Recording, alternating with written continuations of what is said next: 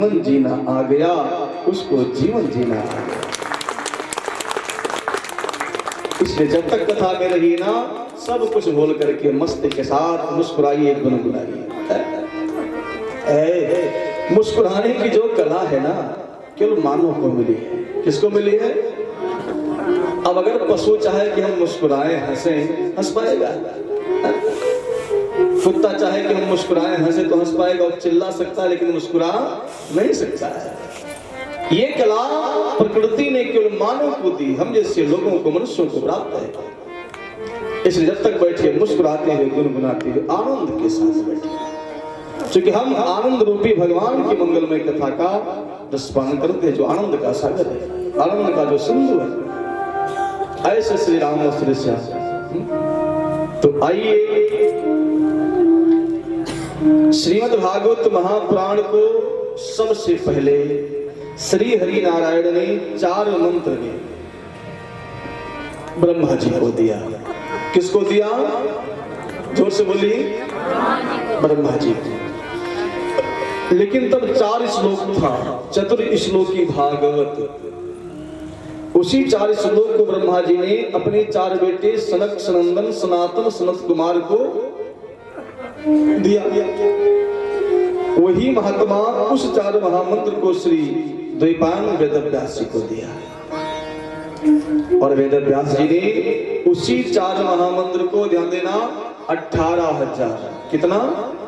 18,000 श्लोक, 335 अध्याय, 12 स्कंद, 12 स्कंद लिख करके संगीता यथातीय धरोहर तैयार कर दिया। इतना अद्भुत, इतना सुंदर ग्रंथ को तैयार किया। लेकिन तैयार करने के बाद विचार किया, इस ग्रंथ को किसे दिया जाए? अनाधिकारी के हाथ में लग जाएगा ना, इसका महत्व बेकार हो जाएगा। अधिकारी के हाथ में जाएगा तो इसका सम्मान करेगा। वैसे छोटे बच्चे को कोई बड़ी वस्तु दे दो, क्या वो तो तोड़ के फेंक देगा? उसे क्या पता कि कीमती वस्तु। जैसे एक बार एक धोबी को खीरा मिल गया, तो देखा कि रात्रि में चमकता हुआ, चमचमाता हुआ एक पत्थर रास्ते में मिला हुआ है। क्या करूं? उस हीरे को अपने गधे के गले में डाल दिया। कहां डाला? क्यों डाला? कि हमें टार्च की आवश्यकता नहीं होगी। जब गधे को हम घर से बाहर और बाहर से अंदर करेंगे रात्रि में, टार्च की जरूरत नहीं होगी। हीरा प्रकाश स्वास्थ्य है। उसको ये नहीं पता है कि ये हीरा कितना कीमती है, करोड़ों में बिकने वाला हीरा है, उसे पता नहीं। तो हीरे से टार्च का काम ले रहा है। एक दिन उसी गली से एक स्वर्णकार जौहरी निकला। उस स्वर्णकार जौहरी सोनी ने जब देखा ना, अरे अरे राम राम, ओ तो करोड़ों में बिकने वाला हीरा और गधे के गले में पड़ा है। हे भगवान! धोबी के पास गया, भैया ये जो गधे के गले में आपने पिरोया है ना, ये बेचोगे? इसकी कीमत क्या लोगे? धोबी ने सोचा, भाई रास्ते में मुझे पड़ा मिला है, फ्री का मिला है, पत्थर है, इसकी कीमत क्या मिल सकती भाई? अरे कहा साहब जो इच्छा हो रहे, तो ये तो पत्थर है, इसकी कीमत क्या बताऊं? उस स्वर्णकार ने उस हीरे के 2 रुपया कीमत लगाया। धोबी तो खुश हो गया कि फ्री का था, 2 रुपया बहुत है मेरे लिए। 2 रुपया लिया, हीरा खोल करके जौहरी के हाथ में दिया। जैसे जौहरी उस हीरे को हाथ में लिया ना, उसके हाथ से सटक करके हीरा धरती पर गिरा और फट करके तितर बितर हो गया, चिथले चिथले हो गया। जौहरी ने कहा, हीरा तो मेरे हाथ में आने के बाद फट क्यों गया? हीरा ने कहा, हे जौहरी,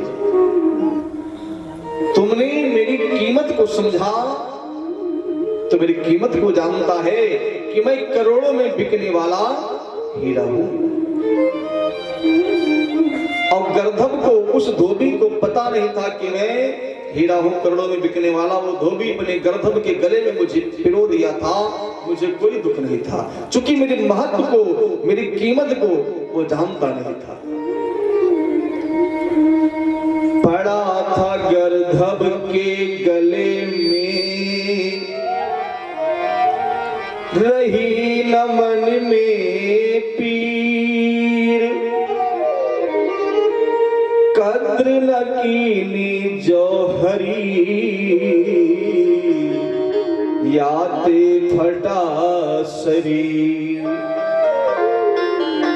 हीरा कहता है जौहरी, मुझे हीरा हो करके मर जाना स्वीकार है, फट जाना स्वीकार है, लेकिन हीरा होकर इतना कीमतीवान और 2 रुपए में बिकना स्वीकार नहीं है। जिसकी कीमत जो जानता है वही उसका सम्मान करेगा। आज जो हीरा फट गया कि जब तूने मेरा सम्मान नहीं किया, मैं तेरे हाथ में क्यों जाऊं। आज व्यास जी ने विचार किया कि भागवत की जो संहिता है, जो धरोहर है, यह ग्रंथ किसको दिया जाए, इसके योगी कौन है। विचार हुआ मेरा बेटा सुखदेव, जो परमहंस वितराग महात्मा है, जो जन्म के बाद घर को छोड़ा, ऐसा सुखदेव, ऐसा परमहंस कौन होगा। ये भागवत की संहिता परमहंसों का विषय है, लेकिन वो तो जंगल को गया, लौट करके आएगा नहीं, आ नहीं रहा है। अपने शिष्यों को इस भागवत कथा को थोड़ा मोड़ा पढ़ा दिया और कहा, बेटे इस श्लोक का गान तुम यत्र तत्र जाकर करो, जंगल में इधर उधर भटक भटक कर। अब शिष्य जन उस भागवत के श्लोक का गान यत्र तत्र करने लगे। एक दिन जिस स्थान पर स्वामी सुखदेव जी बैठ करके निराकार की उपासना कर रहे थे, ध्यान में बैठे थे, उन्हीं स्वामी सुखदेव जी के आसपास शिष्य जन जाकर और उस भागवत कथा के मंगल में श्लोकों का गान करने लगे जो श्री गुरुदेव जी ने पढ़ाया था। सबसे पहले शिष्य ने भगवान की सुंदरता का जो वर्णन है ना, उस महामंत्र को गुनगुनाया और स्वामी सुखदेव जी के कान में वो सब जब पढ़ने लगे, वरहा पीडम नटवर बपुहु कर्णयो कर्णिकारम बिभ्रद बासा कनक कपिशं वैजयन्तीं च मालां रन्ध्रान् वेणोरधर सुधया पूरयन् गोप वृन्दै वृन्दारण्यं स्वपदरमणं प्राविशद गीत कीर्तिः वृन्दारण्यं स्वपदरमणं प्राविशद गीत कीर्तिः। वरहा पीठम, ओ जो अपने बालों में सर पे मयूर का पंख धारण करता हो, नटनागर जो नृत्य करने में कला में प्रवीण हो, नाचने वाला हो, बैजंतीम चालाम जिसके गले में बैजंती की माला शोभायमान होती हो, सुशोभित होती हो, पीला पीताम्बर धारण करता हो, रंध्रान वेणु जिसके अधर पर बंसी बजती रहती हो, रंध्रान वेणु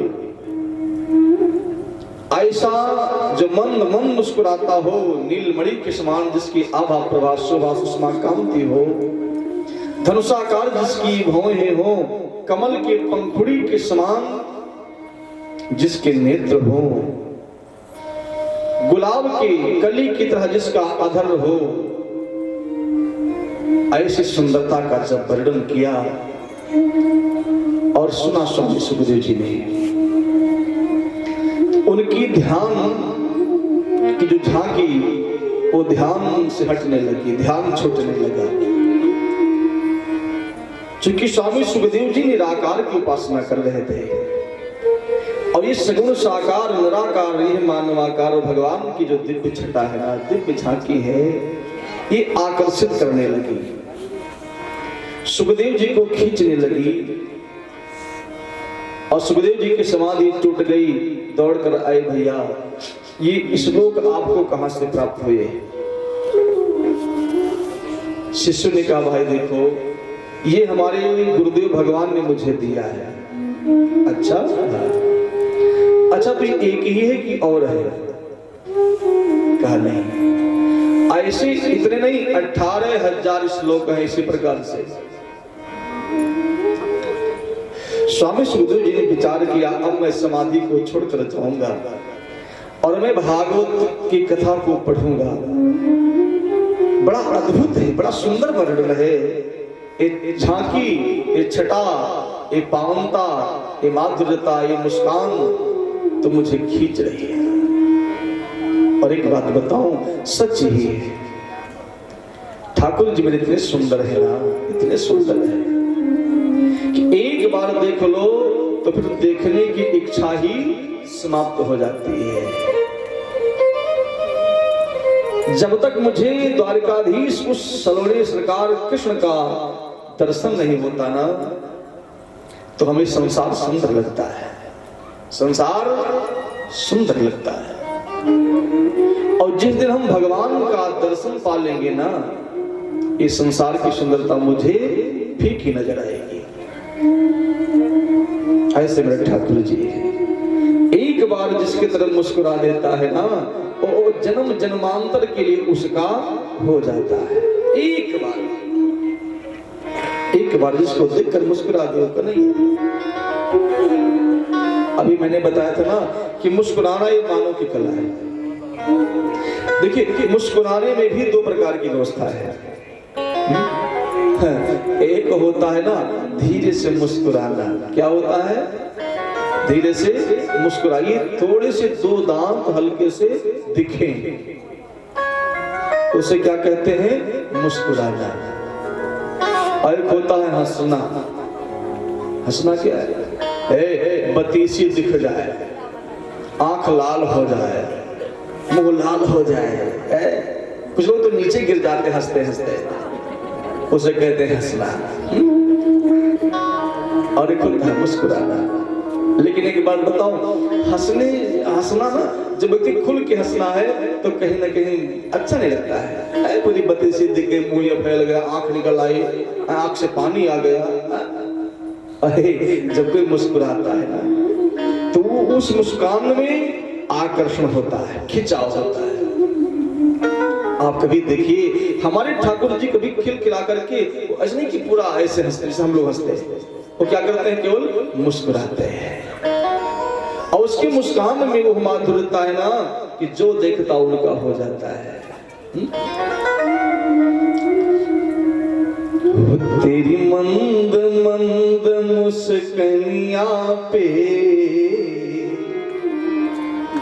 वो तेरी मंद मंद मुस्कानिया पे, हो बलिहार प्यारे जू, हो बलिहार कान्हा जू।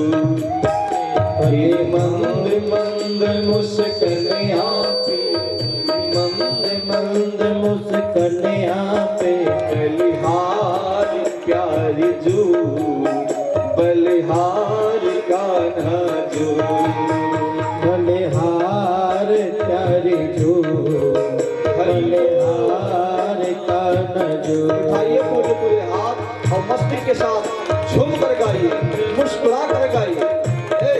हंस के मत गाना, गिर जाओगे, इसलिए मुस्कुराते हुए गाइए। बोल वृंदावन बिहारी लाल की जय हो।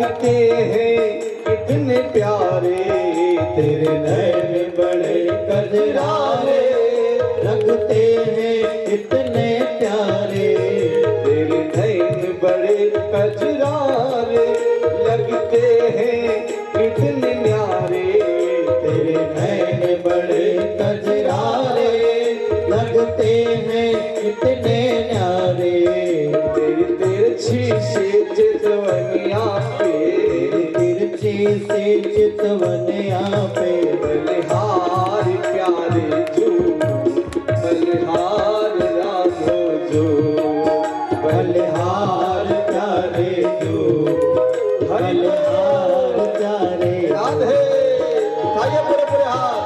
रहो।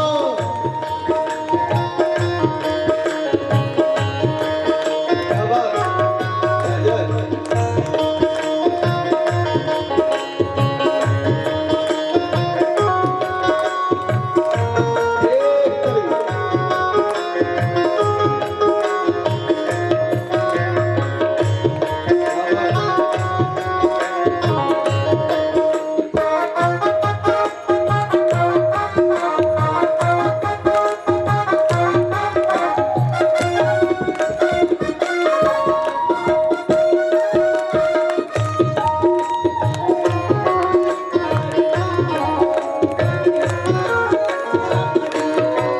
तेरे बाल बड़े घुंघराले, लगते हैं कितने प्यारे, तेरे बाल बड़े घुंघराले, लगते हैं कितने प्यारे, तेरे बाल बड़े घुंघराले, बादल सो काले काले, तेरे बाल बड़े घुंघराले, बादल सो काले काले, तेरी मोर मकुट लटकनिया पे, मुकुट लटकनिया पे, तेरी मोर मकुट लटकनिया पे, बलिहार प्यारे जो, बलिहार सादा जो, बलिहार प्यारे जो, बलिहार प्यारे जो। हरि बोल राधे। सभी लोग हाथ बाहर करके करता ध्वनि करते हुए गाएंगे, हाथ की ताली बजाते हुए।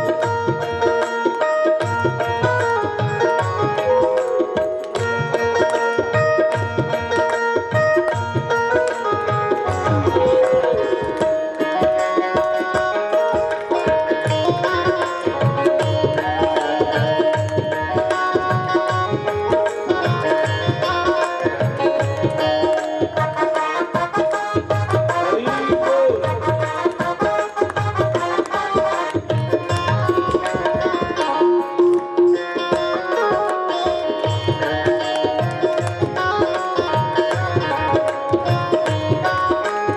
तेरे संग में राधा प्यारी, लगती है इतनी न्यारी, तेरे संग में राधा प्यारी, लगती है कितनी प्यारी, तेरे संग में राधा प्यारी, लगती है इतनी न्यारी, तेरे संग में राधा प्यारी, लगती है कितनी प्यारी, तेरी जुगल छवि पे, तेरी